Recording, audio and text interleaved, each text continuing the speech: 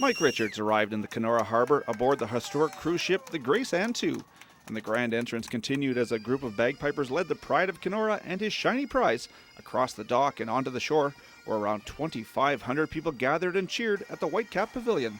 Richards says he didn't know what to expect leading up to this big day, and says the huge turnout trumped anything he had in mind. The 27-year-old hockey star says he's dreamed about this moment his whole life.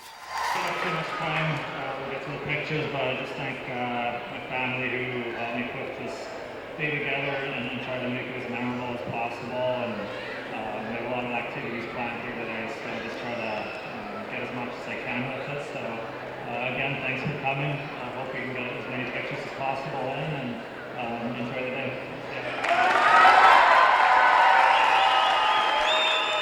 Richard spent about an hour and a half posing for photos with minor hockey players from Kenora, along with local residents and hockey fans, many of whom sat glued to their TV sets during the NHL playoffs this spring.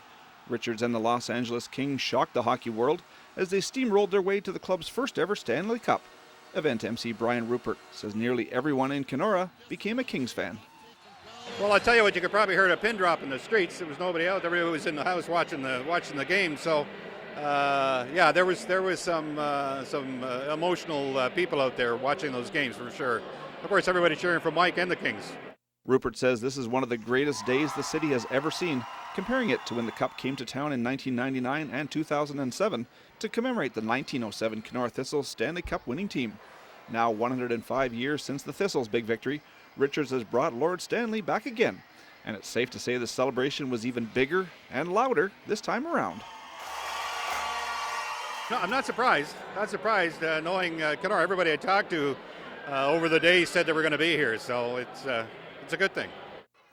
Richards left the event in the back of a convertible with Stanley and his girlfriend along for the ride. He spent most of his 24 hours with the Cup at the family cottage on Lake of the Woods. Jonathan Wilson, TBT Sports.